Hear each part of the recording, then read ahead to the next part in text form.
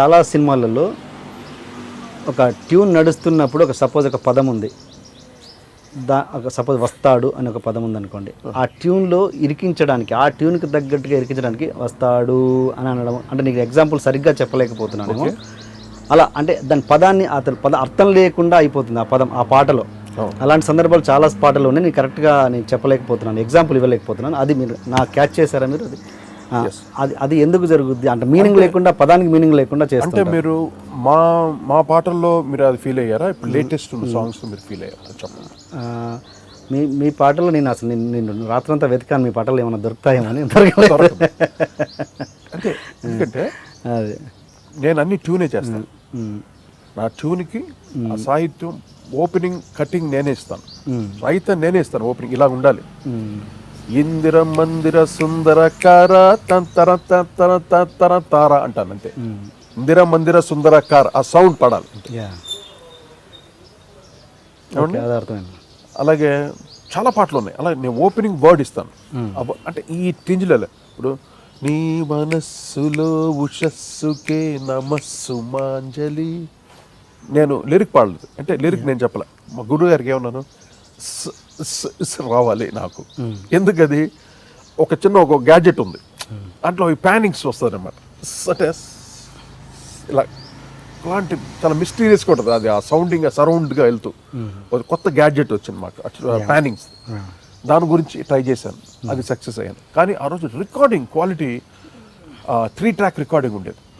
Multi recording ఉంటే ఇంకా ఇప్పుడు కొత్త మ్యూజిక్ రైటర్లకి వాడికి ఎంత అదృష్టం అంటే అన్నీ అంటే వడ్డించి పెట్టున్నాయి హ్యాపీగా.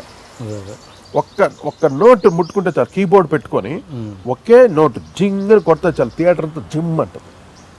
సిస్టమ్ అలాగ వచ్చేసింది ఇప్పుడు. Direct digital, DTS, Dolby digital ఇవన్నీ రావటం వల్ల మ్యూజిక్ అనేది వెరీ ఈజీ అయిపోయింది. మా రోజుల్లో అది కాదు. నేను 3 track రికార్డింగ్ వచ్చాను. 3 track, 24 track, 3 track, 6 track, 8 tracks లాగా. తర్వాత 24 track ఒటారి మిక్సర్ ఉంది 71 థియేటర్లో ప్రసాద్స్లో. దాంట్లోనే కొదం సింహం కానీ త్రినేత్రుడు సాంగ్స్ని అక్కడే చేశాను. ఆ సిస్టమ్స్లో నేను చేశాను. అంటే నా అనుభవం అది. 3 track, 4 track అండ్ 24 track, తర్వాత మల్టీ ట్రాక్స్. ఇప్పుడు లాజిక్ అని, క్యూబేస్ అని సో మెనీ సాఫ్ట్వేర్స్ వచ్చేసాయి. అన్నిట్లో వర్క్ చేశాను నేను. అదే అనమాట, అన్నిట్లో వర్క్ చేయడం వల్ల నాకు అనుభవం ఫుల్గా. అక్కడ నుండి వచ్చినోడిని నా విజన్ ఎంత ఉంటుందో చూడండి, సౌండింగ్ ఎంత చేయాలి. నా సౌండ్ తర్వాత అందరికీ అది అలవాటు అయ్యింది. అంత హ్యూజ్ సౌండ్ ఎవరు ఇచ్చేవాళ్ళు కారండి. చూపి ఓపెన్లీ చెప్తున్నా, ఆ హ్యూజ్ ఆ రిథమ్ బీట్, ఆ పంచ్ కానీ, బ్యాక్గ్రౌండ్ మ్యూజిక్లో ఆ రిచ్నెస్ కానీ మీరు చూడండి. నా సినిమా రికార్డింగ్ చూడండి, పెదరాయుడు కానీ, నువ్వు నాకు నచ్చావు కానీ, తర్వాత అరుంధతి, టోటల్ బ్యాక్గ్రౌండ్ స్కోర్ అండి, ఆ రిచ్నెస్, సౌండింగ్, ఆ హార్మోనీ ఫుల్ పక్కగా ఉంటుంది. నేను ఆ సౌండ్కి ఎక్కువగా ప్రామినెంట్ ఇస్తాను. అంటే నేను అనుకున్నది అది గ్రాండియర్నెస్, డీప్ బేస్ అది రావాలి, వచ్చి తీరాలంతే. మనం అంటే బ్లర్ అవుతాయి. ఆ బ్లర్ అవ్వకుండా ఆ ఫ్రీక్వెన్సీని కరెక్ట్గా రికార్డ్ చేయాలి. దానికి ఒకే ఒక నోట్ ఉంటుంది. అంటే కీబోర్డ్స్లో ఒక లాస్ట్ నోట్, C# నోట్ అని ఉంటుంది. That is a maximum deep base. అది సబ్బూఫర్ వెళ్ళేసరికి ఆ బేస్ ఇలా నిలబడుతుంది అనేసి. నేను ఆ రోజుల్లో ట్రై చేశాను, 3 track రికార్డింగ్లో ట్రై చేశాను ఆ సౌండ్స్ అని. బేస్ డ్రమ్, డిస్కో బీట్, డిక్ టాక్ ఆ రోజుల్లో పెద్ద ఫేమస్ బప్పిలర్ చేసేవాడు. మాకు ఎలక్ట్రానిక్ రాలేదు అప్పుడు చక్రవర్తి గారికి. నేను దగ్గరుండి ఆ బేస్ డ్రమ్ పెడల్తో వాయిస్తుంటాడు వాడు, డ్రమ్మర్ వాయిస్తున్న పక్కన క్లాప్ నేర్చాడు, ఇలా చేసేవాడు. ఇవన్నీ అప్పట్లో అంటే ఏమి లేనప్పుడు కష్టపడి చేస్తే ఆ ఇంట్రెస్ట్. ఇప్పుడు అన్నీ వచ్చేసింది కాబట్టి లేజినెస్, ఏముంది ఆ సౌండ్ వేసి దీని వేసుకోవట్టు, దాంట్లో ఇది యాడ్ చేయదు, ఇలాగే మెకానికల్ అయిపోయింది. అప్పట్లో అంతా క్రియేటివ్, ప్రతి బీట్ క్రియేట్ చేసేవాడు, ఆ సౌండింగ్ క్రియేట్ చేసేవాడు. ఇప్పుడు మెకానికల్లో డ్రమ్ డ్యాన్స్ సాంగ్ అని మొత్తం రిచ్నెస్ ఎవరు ఇచ్చారు? సౌత్లో ఎవరు, నార్త్లో కూడా ఎవరు, ఆ రిచ్ గ్రాండియర్నెస్ నేను ధైర్యంగా చెప్పగలను. ఎవరన్నా మాట్లాడమని చెప్పండి, ఈ విషయంలో నేను ఓపెన్గా మాట్లాడతాను. సౌండింగ్ ఇవ్వాలంటే ఓన్లీ కోటి, ఐ కెన్ సే బ్లంట్లీ. అంటే ఐ యూస్ అలవాటు అంటే మా చక్రవర్తి గారి దగ్గర బ్యాలెన్స్ చేసేవాడిని, మ్యూజిక్ అంతా విని రికార్డ్ చేసేవాడిని. ఓకే, ఆ నాలెడ్జ్ అక్కడుండి ఓ ఇలా చేస్తే బాగుంటుంది, ఇది బాగుంటుంది, నాకు నేను ఓకే. సెట్ చేసుకున్నాను.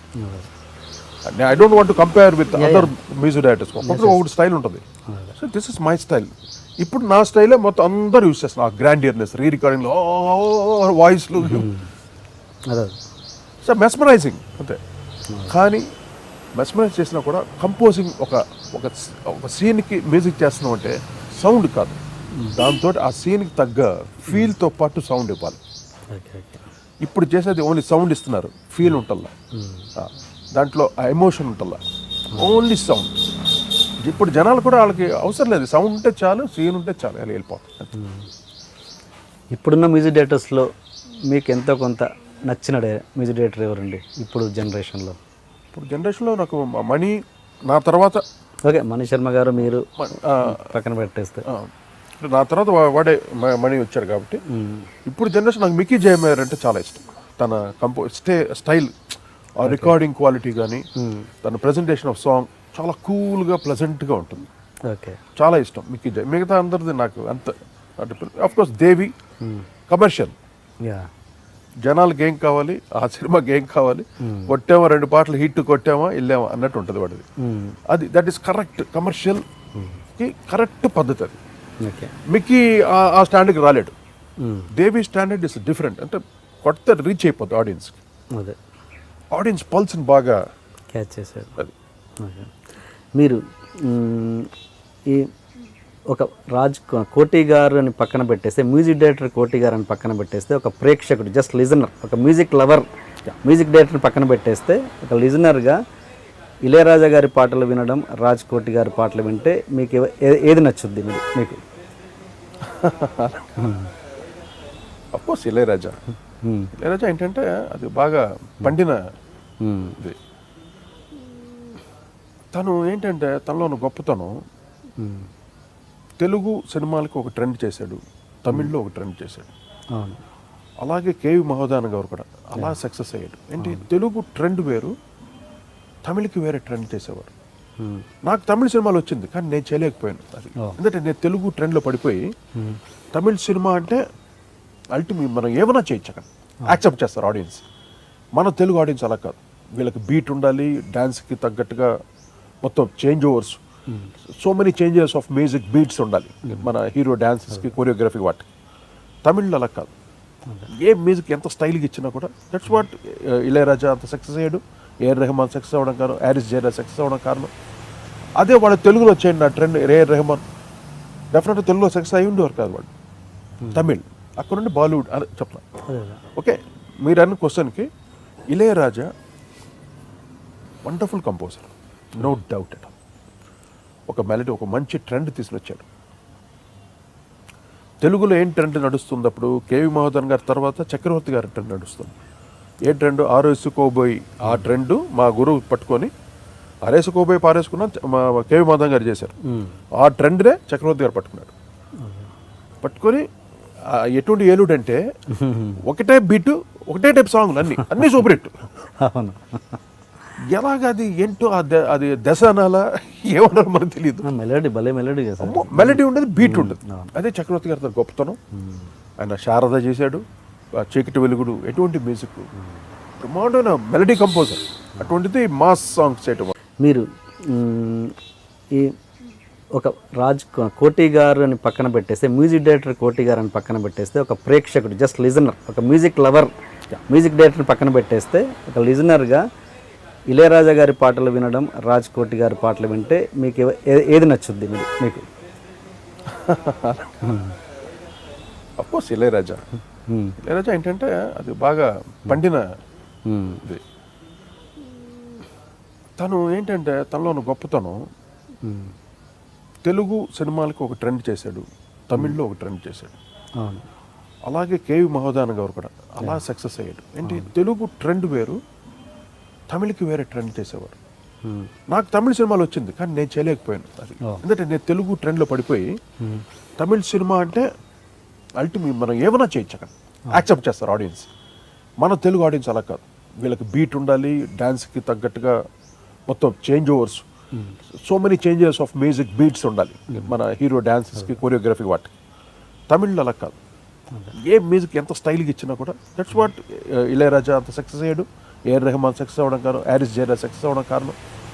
అదే వాడు తెలుగులో వచ్చేయండి నా ట్రెండ్ ఏఆర్ రెహమాన్ డెఫినెట్గా తెలుగులో సక్సెస్ అయ్యి ఉండేవారు కాదు వాడు. తమిళ్ అక్కడ నుండి బాలీవుడ్ అని చెప్తాను. ఓకే, మీరు అన్న క్వశ్చన్కి Ilaiyaraaja wonderful composer, no doubt at. ఒక మెలడీ, ఒక మంచి ట్రెండ్ తీసుకుని వచ్చాడు. తెలుగులో ఏం ట్రెండ్ నడుస్తుంది అప్పుడు? కేవి మహోదన్ గారి తర్వాత చక్రవర్తి గారి ట్రెండ్ నడుస్తుంది. ఏ ట్రెండ్? ఆరేసుకోబోయి. ఆ ట్రెండ్ మా గురువు పట్టుకొని ఆరేసుకోబోయి పారేసుకున్నా మా కేవి మహోదన్ గారు చేశారు. ఆ ట్రెండ్నే చక్రవర్తి గారు పట్టుకున్నాడు. పట్టుకొని ఎటువంటి ఏలుడు అంటే ఒకటే బీటు, ఒకటే టైప్ సాంగ్లు అన్నీ సూపర్ హిట్. అవును, ఎలాగది ఏంటో అది దశ అనాలా ఏమన్నారో మనకు తెలియదు. మెలడీ భలే మెలడీ చేశారు. మెలడీ ఉండదు, బీట్ ఉండదు. అదే చక్రవర్తి గారి గొప్పతనం. ఆయన శారద చేశాడు, చీకటి వెలుగుడు, ఎటువంటి మ్యూజిక్, బ్రహ్మాండమైన మెలడీ కంపోజర్. అటువంటిది మాస్ సాంగ్స్ చేయటం.